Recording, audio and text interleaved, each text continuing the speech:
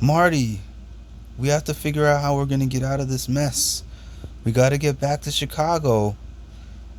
We got to live the life that we always planned.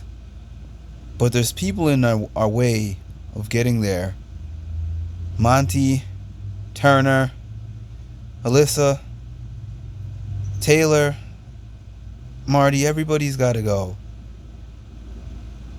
And sometimes you just got to do what you got to do in order to get them out of the way.